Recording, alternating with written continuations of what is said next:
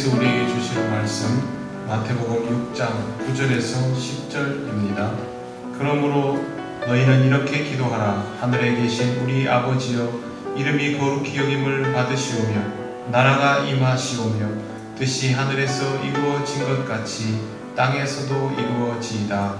아멘. 우리가 일주일 동안 제일 자주 드리는 기도가 주님이 가르쳐 주신 기도입니다. 뿐만 아니라 공식적인 예배에서 반드시 드려지는 기도이기도 합니다. 이렇게 주님의 기도가 자주 드려지는 이유가 무엇일까요? 그만큼 우리의 신앙생활에서 뗄래야 뗄 수 없는 중요한 부분들이 드려지고 있다는 뜻입니다. 그런데 이 주님의 기도에는 핵심이 있습니다. 바로 하나님 나라가 이 땅에입니다. 예수께서 구하신 것처럼 하나님 나라가 이 땅에 임하고 뜻이 하늘에서 이루어진 것처럼 이 땅에서 이루어질 것을 믿고 바라며 기도드리는 것입니다. 하나님 나라가 이 땅에 이루어지는 것이 왜 그토록 중요할까요? 바로 그 위에 가정이 탄생하고 사회가 형성되기 때문입니다. 사회는 개인과 개인이 모이고 또 모여서 만들어진 공동체입니다. 그렇게 만들어진 작은 사회가 합쳐져서 더욱 커다란 규모의 사회가 되고 또 이런 사회가 다시 인간을 배출해내는 가정을 탄생시킵니다. 그런 의미에서 사회는 우리에게 더욱 커다란 가정이라고 할 수 있습니다. 그동안 우리는 이 커다란 가정에 대하여 많은 오해와 착각을 하며 살았습니다. 제일 먼저 사회가 커다란 가정이라는 것을 인정하지 않았습니다. 사회는 모두 목적과 이익이 뚜렷한 집단이고 그런 의미에서는 가정과 원천적으로 다르다라는 생각을 한 것입니다. 가정은 목적과 이익 없이도 관계성만으로도 존재하는 공동체이기 때문에 더더욱 그렇게 생각했습니다. 하지만 사회도 엄밀한 의미에서 목적과 이익 없이 이미 존재하는 공동체입니다. 생존을 위해서 목적과 이익이 추구되기 시작했던 것이죠. 실제로는 그것 없이도 구성이 가능했습니다.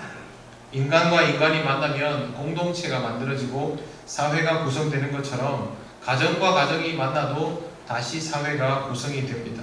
그런 의미에서 우리는 가정이 이 사회에 미치는 영향만 살필 것이 아니라 이 사회가 가정에 미치는 영향에도 주목할 필요가 있습니다. 우리는 항상 사회를 통하여 받을 것만 생각을 합니다. 내가 이 사회에 속해 있으면 무엇을 얻을 수 있을까? 그것보다는 먼저 내가 이 사회를 통하여 사회를 어떻게 만들어갈 수 있을까? 우리를 통하여 만들어진 이 사회에 어떤 영향을 미칠 수 있을까? 이 부분도 동시에 생각이 되어야 합니다. 트윈스터즈라는 영화가 나왔습니다. 유전적으로는 동일한 자매가 서로 다른 환경에서 자라나다가 어른이 되어서 만나게 되는 영화인데 실화입니다. 다큐멘터리입니다. 1987년 우리나라 부산에서 태어난 두 아이가 입양이 됩니다. 하나는 프랑스로, 하나는 미국으로.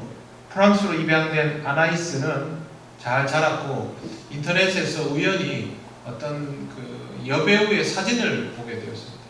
그런데 이 여배우의 얼굴이 자기랑 똑같은 거예요.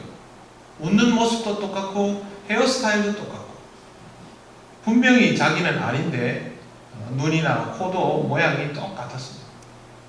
그래서 조사를 해봤더니 생일도 똑같았습니다. 아, 여기 뭐가 있구나 싶어가지고 페이스북을 통해서 메시지를 보내고 연락을 주고 받았습니다. 만남이 이루어졌죠. 그동안 우선은 서신으로 막 대화를 하다가 나중에 실제로 만나고 유전자 검사를 해보았더니 일란성 쌍둥이였습니다. 지금 두 사람은 서로를 통해서 기존에 자기가 자랐던 가정이 있지 않습니까? 이 두 개의 가정이 서로를 통해서 새로운 가족을 알아서 새로운 형태의 아름다운 관계와 공동체를 꾸려가고 있다고 합니다. 참 행복해합니다. 그리고 그 여배우 이름은 사만다인데 이 사만다는 자기가 성장해오던 것들을 촬영해 둔 것들이 있고 또 이 아나이스랑 만났던 이 과정들을 촬영을 해서 다큐멘터리로 만든 겁니다. 근데 이 둘은 똑같은 듯 보여도 차이점이 있습니다. 동일한 것은 유전적인 것에서 나온 것이고요. 거기에서부터 달라진 것들은 환경적인 것에서부터 나온 것임을 서로가 알 수가 있었습니다. 같은 유전자를 가지고 있어도 일란성 쌍둥이는 하나가 둘이 된 것 아닙니까? 그렇다 할지라도 서로 다른 환경에서 자라게 하면 아주 다른 형태의 모습으로 성장하게 되는 것을 알 수가 있습니다. 환경이 먼저냐 유전적인 요소가 먼저냐는 논란이 아직도 많이 됩니다.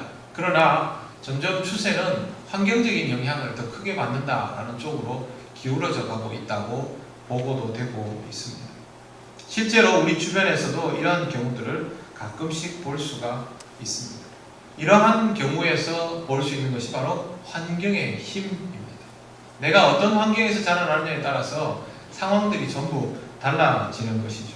이 환경의 힘이 가정에서부터 비롯되는데 이 가정의 힘이 사회의 절대적인 영향력 아래에 있음을 고려해 본다면 우리가 사회가 가지고 있는 이 여건들을 가볍게 볼 수가 없는 겁니다. 여러분이 북한에서 태어나고 자랐다라고 생각을 해보십시오. 그 모습이 지금 여러분의 모습과 동일할까요? 그럴 수 없습니다. 모든 것들이 달라집니다. 억압과 폐쇄는 사람을 바꾸어 버리기 때문에 그렇습니다. 이동할 때마다 통제를 당한다는 것. 우리나라 사람들, 남자들은 어디 가는 거 제일 싫어합니까? 여자는 시집 가는 거 제일 싫어하고 시집을 싫어하지 않죠. 시댁 가는 걸 싫어하겠죠. 남자는 군대 가는 걸 싫어하고. 근데 남자가 군에 딱 가면요 어떤 느낌이 드냐 하면 저는 교도소에 가보지 않았지만 딱 그런 갇혔다라는 느낌이 제일 먼저 듭니다. 그 안에서 시간이 지나면 적응도 되고 자유분방함도 누리고 나름대로 생활을 하지만 갇혀있다. 그런 느낌을 가지면서부터 시간이 가지 않습니다. 근데 태어나기를 그런 폐쇄성이 있는 공동체에서 태어나버리면 모든 것에 통제를 받으면 정서적으로 지금 우리 같은 이런 환경에서 자라나는 것과는 비교할 수가 없습니다.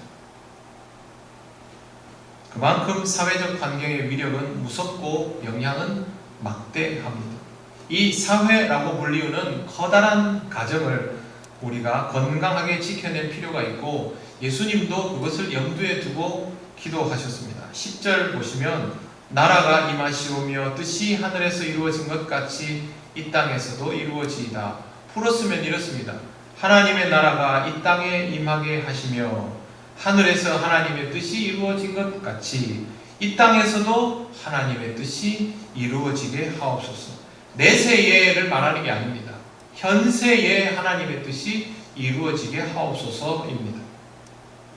여기에서 이 땅은 인류가 살아가는 공동체 그 자체를 의미하고 바로 커다란 가정 사회입니다.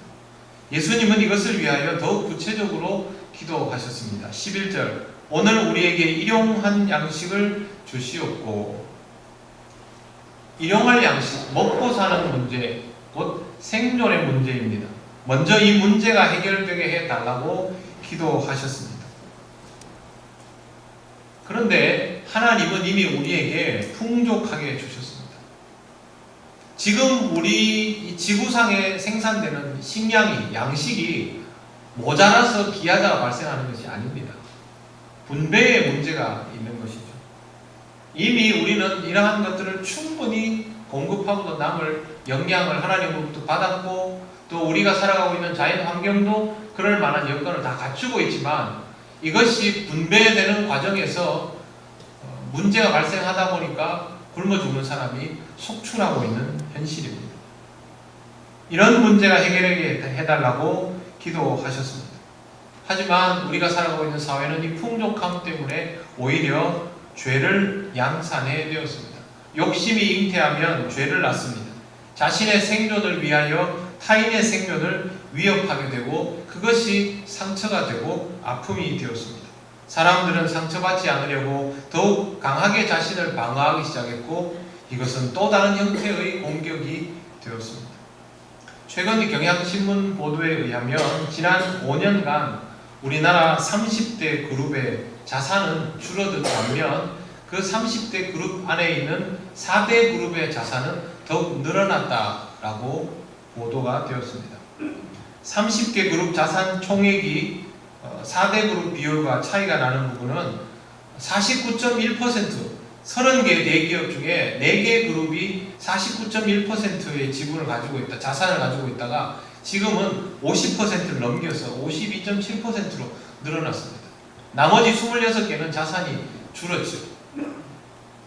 지금 현 정부는 이에 대하여 우려하면서 큰 기업일수록 더 강하고 엄격한 기준을 적용하겠다고 하니까 대기업들이 굉장히 예민하게 반응을 하고 있습니다. 그러면 이 4대 기업, 우리나라 4개 대표 기업이 몸집을 불린 것, 자산을 불렸으니까 몸집을 불린 것이 자기들 스스로 생각하기에 공격이라고 생각할까요? 방어라고 생각할까요? 방어입니다. 방어. 자산을 불린다는 건요, 방어입니다.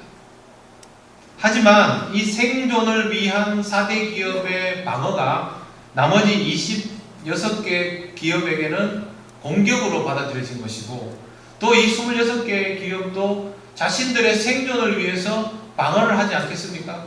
그러면 이 방어는 그 밑에 있는 중소기업들에게 엄청난 공격이 되어버립니다.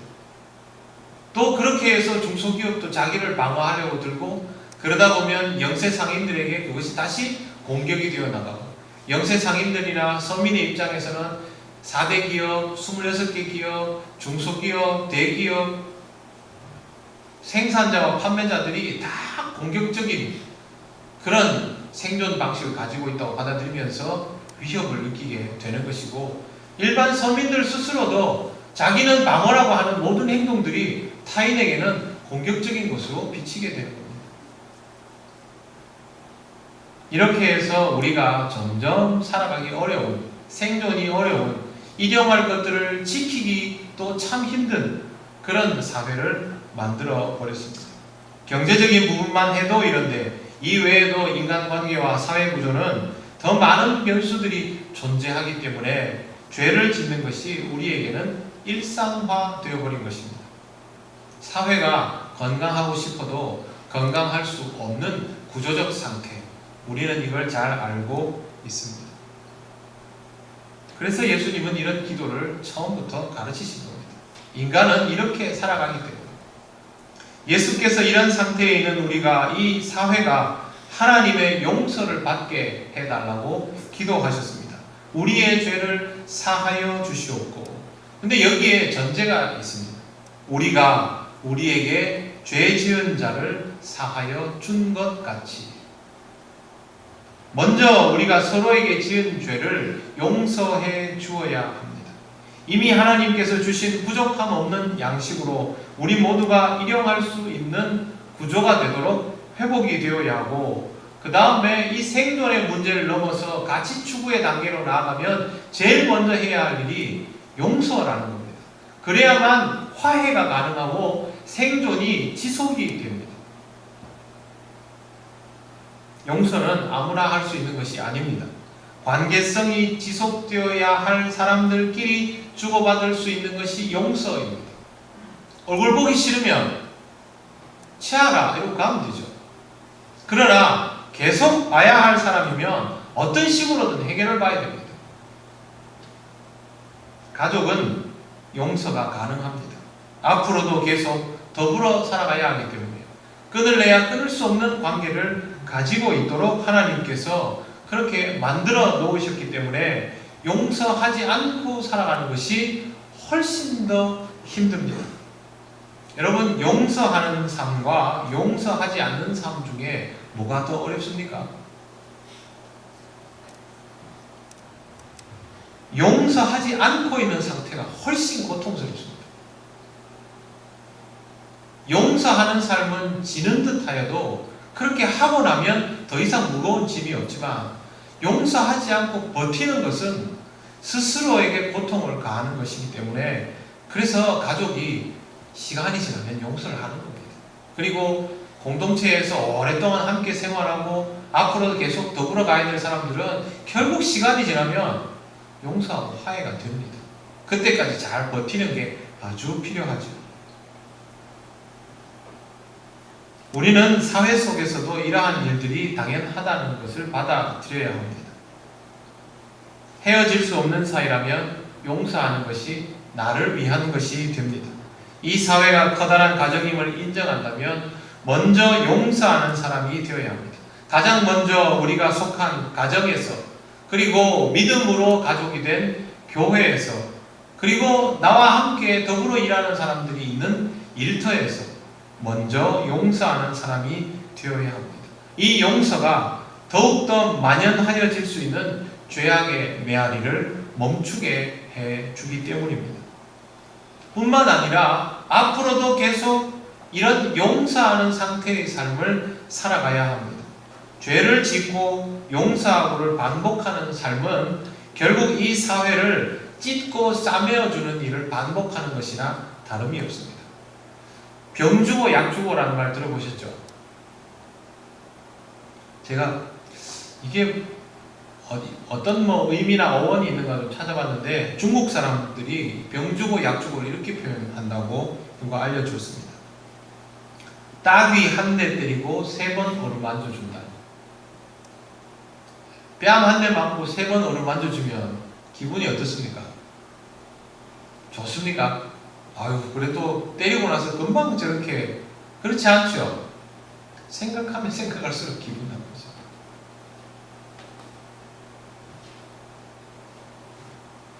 사과하고 죄짓고, 사과하고 죄짓고, 때리고 만져주고, 때리고 만져주고, 이건 상처를 더욱 골마 터지게 만듭니다. 골마 터지지 않고 아문다고 할지라도 흉터가 남아있어서 그 흉터를 볼 때마다 되살아나는 것이죠. 트라우마는 그런 것입니다. 지금 우리가 사회 안에서 이런 트라우마를 가지고 살아가지 않습니까? 그리고 이런 것들이 정신적, 정서적으로 온갖 불편한 현상들을 드러내고 있고 이미 우리 어린 아이들 세대에서는 심각한 상태가 되어가고 있습니다. 요즘 여러분 아이들 감정이나 정서 상태 잘 모르시죠? 다릅니다. 예전에 청소년들하고 분석이 안 됩니다. 정말 자유로운 영혼이고 해석도 어렵습니다. 본인은 자기를 알겠습니까? 모릅니다.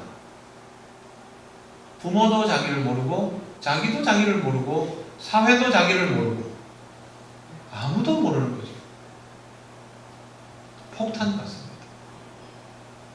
저는 그 아이들 볼 때마다 참 안타까운 생각이 듭니다. 왜? 우리가 만들어 놓은 사회에서 우리가 먹어놓은 온갖 부작용들을 그 아이들이 다 표현해내고 있기 때문에. 그래서 우리는 지금 이 시대에서 용서하는 삶을 살아갈 뿐만 아니라 앞으로도 시험에 들지 않도록 깨어 기도해야 하고 경각심을 가지고 살아야 합니다. 주님이 가르쳐주신 기도를 매일 드리며 그 기도에 합당한 삶을 살아가려고 노력해야 합니다. 건강한 사회는 가정을 지켜주는 힘이 됩니다. 예수님은 제자들에게 이렇게 말씀하셨습니다. 제가 누가복음에 있는 성경 구절 3군데에서 하나님 나라에 대하여 예수님 말씀하신 것들을 읽어보겠습니다. 10장 9절 하나님 나라는 너희 가까이에 왔다. 11장 20절 내가 만일 하나님의 손을 힘입어 귀신을 쫓아낸다면 하나님 나라는 이미 너희에게 임하였다. 17장 20절 21절 하나님 나라는 볼 수 있게 임한 것이 아니요 또 여기 있다 저기 있다고도 못하리니 하나님 나라는 너희 안에 있느니라. 하나님의 나라는 예수 그리스도를 통하여 이미 우리에게 왔고 이제 우리 가운데에서 이루어지고 있는 중입니다. 그래서 우리는 주님이 가르치신 기도를 드리며 그 기도에 합당한 삶을 살아가려고 더욱 노력해야 하고 그럴수록 하나님 나라에 가까워지는 것입니다. 개인도 그렇게 해야 되지만 가정도 하나님 나라에 가까워지고 교회도 자연스럽게 하나님 나라의 전진기지인 것이 더욱더 분명하게 드러나게 되는 것입니다. 이 영향을 상처 가득한 사회가 받고 상처가 치유되는 사회가 될수록 가정들을 지탱하여 주는 동력을 이 사회가 가지게 되는 것입니다. 그만큼 용서와 치유가 일어나게 되는 것은 자명한 일입니다. 어제 교회학교 교사대학에서 제가 교회학교의 기원에 대해서 잠시 설명을 했습니다. 주일학교라는 이름도 있는데 왜 교회학교라는 이름이 사용되었을까? 교회가 사회를 위하여 제공한 학교가 교회학교의 출발이기 때문에 그렇습니다. 옛날에 사립학교는 다닐 엄두도 못 내고 이제 막 그 국가가 주도하는 사회교육 시스템이 막 발달하던 그 산업화 시대에는 공립학교가 있어도 지금처럼 그냥 뭐 학교 갈 수 있는 여건이 아니었습니다. 그래서 형편이 어려운 아이들은 가정에서 노동력을 확보한다고 학교에 보내지도 않았죠.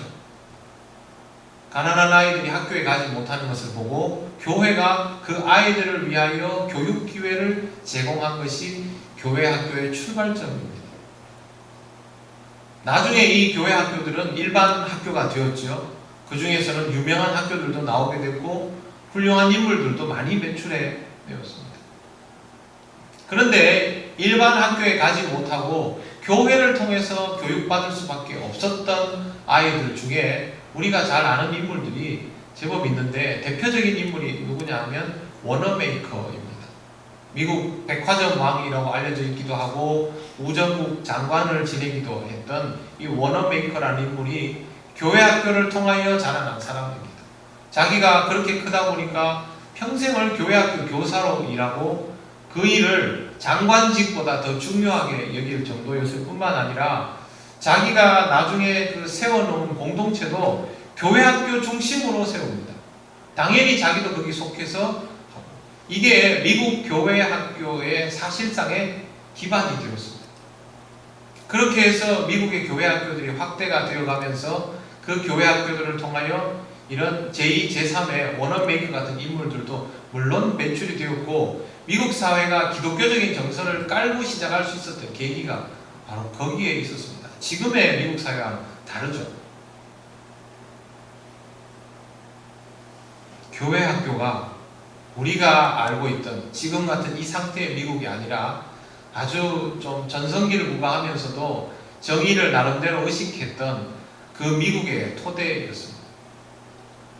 한 사람을 키워놓으면 그 사람이 사회에 영향을 미치고 그 사람이 미친 영향이 다른 사람들의 가정에까지 영향을 미치고 그것이 사회구조 전반을 형성하게 된다는 사실을 우리가 이 워너메이커 한 사람을 통하여서도 확인할 수 있습니다. 그래서 커다란 가정, 사회를 바라보면서 그 사회를 위해서 교회와 그리스도인이 무언가를 하려 하는 것은 절대 무모한 일이 아닙니다. 불가능한 일도 아닙니다. 이미 뭐 사회적인 기반들이 다 형성되어 있는데 우리가 뭘 할 수 있을까? 이 사회는 아직 껍데기밖에 없습니다. 내면적인 부분들이 전혀 충분하지 않죠. 교회가 할 수 있는 일은 바로 이런 부분입니다. 하나님 나라의 전진기지인 건강한 교회는 곧 건강한 사회입니다. 이 건강한 사회가 가정을 지키는 것처럼 교회를 통하여 영향받은 사람들이 이 사회 속에서 늘어날수록 사회는 건강해지게 되어 있습니다. 교회의 덩어리를 키우는 게 중요한 게 아닙니다. 교회가 이 사회에 건강한 영향력을 미칠 수 있는 사람들을 만들어내는 것이 훨씬 더 중요하고 의미 있는 일입니다. 하나님 나라가 이 땅에 라는 말이 복음을 전하는 일에 나가서 전도를 많이 해라 라는 그 말만 가지고 다 해석되는 일이 아닙니다. 이것 없이는 실질적인 복음 증거의 역사는 이루어지기 어렵습니다. 지금 우리가 왜 복음 전하는 일이 한계에 부딪히고 있습니까? 전도의 열정이 없어서? 아닙니다. 실패를 하면 할수록 전도의 열정도 죽어버렸기 때문에 우리 스스로도 변화시킬 능력들이 없음을 인정하고 있기 때문입니다. 우리는 지금 살아가는 이 사회를 또 하나의 내 가정으로 받아들여야 합니다. 다른 사람들은 그렇게 하지 못하고 오로지 이익 집단처럼만 바라볼 때도 우리 그리스도인은 그렇게 하지 않아야 합니다. 우리는 가족과 똑같은 혈연 공동체로 이 사회를 받아들일 수 있는 마음을 가져야 합니다. 그것이 바로 주 안에서 모두가 형제 자매가 되는 것이고 이 땅에 하나님 나라가 이루어지는 출발입니다. 여러분의 사랑하는 후손들을 어떤 세상에서 살게 하고 싶습니까? 그들에게 조금이라도 더 나은 세상을 물려주기 위해서 오늘 일용할 양식을 함께 나누고 지은 죄를 서로 용서하고 내일도 시험에 들지 않도록 기도하며 또 내일이 되면 그렇게 살아가는 우리가 되어야 합니다. 하나님은 예수님을 통하여 이 일을 우리에게 시작하셨고 이제 우리를 통하여 마무리하려고 하십니다. 우리가 이 사명을 제대로 감당하여 하나님 나라가 이 땅에 이루어질 때 주께서 다시 오셔서 마침표를 찍어 주실 것입니다. 이제 안목을 더욱 넓혀서 더욱 커다란 가정, 그러나 변함없는 가정인 이 사회를 위하여 기도하고 행동하는 그리스도인으로 살아가시기를 바랍니다.